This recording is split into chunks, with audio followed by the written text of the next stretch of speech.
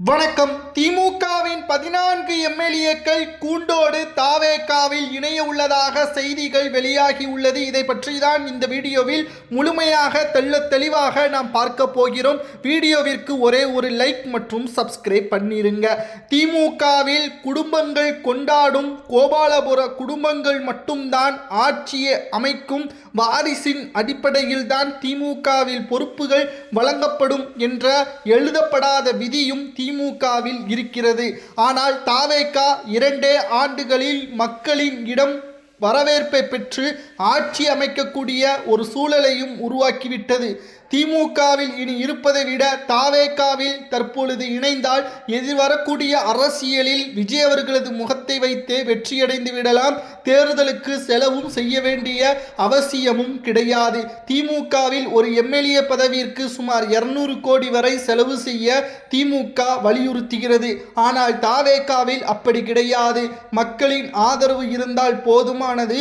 களத்தில் முதல்வர் விஜய் அவர்களது புகைப்படத்தை வைத்தே வெற்றியடைந்து விடலாம் என்ற எண்ணத்துடன் 14 திமுகவின் எம்எல்ஏக்கள் இதற்கான முடிவுகளை எடுத்துள்ளார்கள். திமுக கூட்டணிகள் இல்லாமல் தற்பொழுது தன்னந்தனி மரமாக இருக்கிறது. மத்தியில் காங்கிரஸ் கூட்டணி முறிவு வந்துவிட்டது. தேசிய கட்சியின் ஆதரவு இல்லாமல் திமுகவால் எதுவும் செய்ய முடியாது. சுமார் 30 வருட கூட்டணியாக இருந்த முஸ்லிம் லீக்கும் தற்பொழுது அந்தர்பல்டி அடித்துவிட்டது. விசிகா காங்கிரஸ் தற்பொழுது ஒட்டுமொத்தமாக தன்னந்தனி மரமாக இருக்கக்கூடிய திமுகவின் நிலைமை எதிர்வரக்கூடிய அரசியலிலும் தோல்வியே தான் தழுவும். நடைபெறக்கூடிய உள்ளாட்சி தேர்தல், இடைத்தேர்தல் அனைத்திலும் திமுக தோல்வியே மட்டும்தான் தழுவும் என்ற கருத்துக்கணிப்பால் இனியும் திமுகவில் தொடருவதை விட ராஜினாமா செய்து தாவேகாவில் இணைந்து விட்டால் எதிர்வரக்கூடிய அரசியல் எதிர்காலம் பிரகாசமாகவே இருக்கும். எப்படியும் இப்பொழுது இருக்கக்கூடிய எம்எல்ஏக்களுக்கு மீண்டும் வாய்ப்புகள் வழங்கப்படுவது கடினம்தான். மக்கள் அவர்களை தேர்வு செய்வார்களா கூட்டணி இல்லாமல் என்பதும் சந்தேகம்தான். இதனால் தென் மாவட்டத்தில் இருக்கக்கூடிய சுமார் 14 எம்எல்ஏக்கள் அவர்களது ஆதரவாளர்களை அழைத்து கொண்டு தாவேகாவில் அவர்களது சுய விருப்பத்தின் அடிப்படையில்தான் தற்பொழுது செல்ல உள்ளதாகவும், அதிமுகவின் தலைமையை ஏற்று திமுக சதி திட்டம் போட்டதன் காரணமாகவும் தற்பொழுது எங்களது மனதில் மிகப்பெரிய காயம் வந்துவிட்டது. பல நாள் எதிரியாக திமுகவை நாங்கள் பார்த்தோம். ஆனால் எதிரியுடன் கைகோர்க்கக்கூடிய முயற்சியில் திமுக தலைமை ஈடுபட்டது என்றால் நிச்சயம் நாங்கள் அதை ஒருபோதும் ஏற்றுக்கொள்ள மாட்டோம் என்பதை அடிப்படையாக கொண்டு இந்த முடிவிற்கு திமுகவின் மிக முக்கியமான 14 எம்எல்ஏக்கள் முடிவெடுத்துள்ளதாகவும், கன்னியாகுமரியின் மாவட்ட செயலாளராகவும் முன்னாள் அமைச்சராகவும் இருந்த மனோஜ் பாண்டியன், அதாவது முன்னாள் அமைச்சராக இருந்த மனோஜ் தங்கப்பாண்டியன் அவர்கள் தற்பொழுது தாவேகாவில் இணைய உள்ளதாகவும் தகவல்கள் கிடைக்கப்பெற்றுள்ளது. ஒவ்வொரு நபர்களும் திமுகவில் இருந்து வெளியேறும் பட்சத்தில் திமுக தமிழ்நாட்டில் இருந்து முழுவதும் அகற்றப்படலாம் என்று மின்சாரத்துறை அமைச்சராக இருக்கக்கூடிய சிடிஆர் நிர்மல்குமார் அவர்கள் தெரிவித்துள்ளார். திமுகவும் அதிமுகவும் இணைந்து ஆட்சி அமைக்க தற்பொழுது வரை முயற்சி செய்வதாகவும், திமுக அதிமுக இணைந்து ஆட்சி அமைக்க முயல்வதற்கு திமுக எம்எல்ஏக்கள் ஏற்கவில்லை. இதனால்தான் 14 முதற்கட்ட எம்எல்ஏக்கள் எங்களை தொடர்பு கொண்டு அதிமுகவுடன் தற்பொழுது வரை ஸ்டாலின் அவர்களும் உதயநிதியும் பேச்சுவார்த்தையை நடத்தி வருகிறார்கள். தாவேகாவின் ஆட்சியை கவிழ்ப்பதற்கு முயற்சிகளை மேற்கொண்டு வருகிறார்கள். எதிரியுடன் கைகோர்க்க நாங்கள் விரும்பவில்லை. நாங்கள் உங்களுக்கு ஆதரவுகளை தருகிறோம், எங்களை இணைத்துக் கொள்வீர்களா என்று கேட்டுள்ளதாகவும் தற்பொழுது மின்சாரத்துறை அமைச்சராக இருக்கக்கூடிய நிர்மல்குமார் அவர்கள் தெரிவித்துள்ளார்.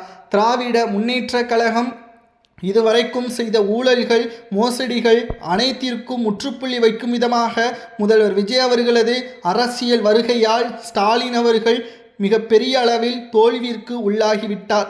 கொளத்தூர் தொகுதியில் தோல்வியடைந்த ஸ்டாலின் அவர்கள் 2வது முறை திருச்சி கிழக்கில் போட்டியிட்டாலும் இதே நிலைமைதான் என்ற தகவலும் வெளியாகியுள்ளது. கிட்டத்தட்ட 14 எம்எல்ஏக்கள் இவர்களது முடிவு குதிரை வீரமா என்று கேட்டால் அரசியல் எதிர்காலத்தை நாம் பார்ப்போம். தற்பொழுது பெரிய அளவில் கூட்டணி இல்லை. திமுகவும் சிறு சிறு அமைப்புகள் மட்டும்தான் இருக்கிறது. சொல்லும் அளவிற்கு பெரிய கூட்டணி கட்சிகள் திமுகவுடன் இல்லாத காரணத்தினால் எதிர்வரக்கூடிய அரசியல் தேர்தலில் திமுக வெற்றியடையுமா? மிகப்பெரிய கேள்வி. 200 கோடிகள் முதலீடு செய்து தேர்தலை சந்தித்தால் வெற்றி வாய்ப்பு அமையுமா? நிச்சயமாக கிடையாது. இதனால்தான் திமுகவில் இருப்பதை விட பதவியை ராஜினாமா செய்து ஒருவேளை அதே தொகுதியில் மீண்டும் விஜய் அவர்கள் வாய்ப்பு கொடுத்தால் மீண்டும் எம்எல்ஏவாக தேர்வு செய்யப்படலாம் மக்களின் ஆதரவோடு என்று கருத்தில் கொண்டு தற்பொழுது திமுகவின் 14 எம்எல்ஏக்கள் தாவேகாவின் பக்கம் இணைவதற்கான பேச்சுவார்த்தை நடத்தப்பட்டு வருகிறது. ஒவ்வொரு திமுகவின் எம்எல்ஏக்களது மனதிலும் இருப்பது என்ன தெரியுமா?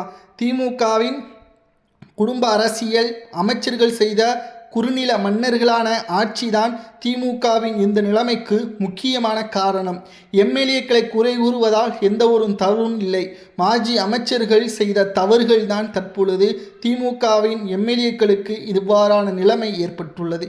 தாவேகாவின் எம்எல்ஏக்கள் பெயர் மற்றவர்களுக்கு தெரியுமா என்பது தெரியவில்லை. விஜய் அவர்களது முகத்தை வைத்து விசில் சின்னத்திற்கு மக்கள் அனைவரும் ஆதரவுகளை கொடுத்துள்ளார்கள். ஆனால் திமுக அப்படி கிடையாது. ஒரு எம்எல்ஏ பதவியை பெற வேண்டும் என்றால் கிட்டத்தட்ட 200 கோடி வரை செலவு செய்ய முன் வந்துள்ளது. பல தொகுதிகளில் டெபாசிட்டையும் திமுக இழந்துள்ளது. கூட்டணிகள் இல்லாமல் 234 தொகுதிகளிலும் திமுக போட்டியிட்டால் 10 இடங்களை கூட தாண்டாது என்று பொதுப்பணித்துறை அமைச்சர் ஆதவ் அர்ஜுனா அவர்கள் கடுமையான விமர்சனங்களையும் முன்வைத்துள்ளார். தமிழக அரசியலில் திமுகவின் எதிர்காலம் மிகப்பெரிய கேள்விக்குறியாக மாறிவிட்டது. அதிமுக தற்பொழுது 5 எம்எல்ஏக்கள் ராஜினாமா செய்து திமுகவிற்கு எதிராக இருந்த அதிமுக தாவேகாவில் எப்படி 5 எம்எல்ஏக்கள் இணைந்தார்களோ அதேபோல் 14 திமுகவின் எம்எல்ஏக்கள் ராஜினாமா செய்து தாவேகாவில் இணைய உள்ளதாகவும் தகவல்கள் கிடைக்கப்பெற்றுள்ளது. திமுகவின் ஊழல், முறைகேடுகள், மக்களை ஏமாற்றியது, மக்கள் கொடுத்த அந்த ஒற்றை தீர்ப்பு தான் தற்பொழுது திமுகவிற்கு எதிராக இப்பேற்பட்ட ஒரு வாக்குகளை செலுத்தியுள்ளார்கள். இனியும் குடும்ப அரசியல், வாரிசின் அடிப்படையில் பதவிகள் திமுக நிச்சயமாக தொடர்ந்தால் மக்கள் கூண்டோடு திமுகவை வீழ்த்துவார்கள். அண்ணா அறிவாலயம் மிக பெரிய அளவில் அதிர்ச்சிக்குள்ளாகும் வரக்கூடிய தேர்தல்களில் என்ற தகவலையும் நம்மால் பார்க்க முடிகிறது. கிட்டத்தட்ட 14 திமுகவின் எம்எல்ஏக்கள் தாவேகாவில் இணைந்து மீண்டும் இடைத்தேர்தலை சந்தித்து அவர்களை போட்டியிட்டால் மக்களின் வரவேற்பு அவர்களது பக்கம் இருக்குமா அல்லது திமுகவின் வேட்பாளர்களை மீண்டும் வெற்றியடைவார்களா என்பதை மக்களாகிய நீங்கள் தான் கூற வேண்டும். ஏனென்றால் எதற்கெடுத்தாலும் ஊழல் செய்கின்ற திமுக வர வேண்டுமா அல்லது ஜனநாயகத்தை காப்பாற்றக்கூடிய முதல்வர் விஜய் அவர்கள் ஆட்சி தொடர வேண்டுமா என்பதை கமெண்ட் வாயிலாக மறக்காமல் கூறுங்கள். ஒரே ஒரு லைக் மற்றும் சப்ஸ்கிரைப் பண்ணிருங்க. இதுபோன்ற அரசியல் செய்திகளை தெரிந்து கொள்ள நன்றி, வணக்கம்.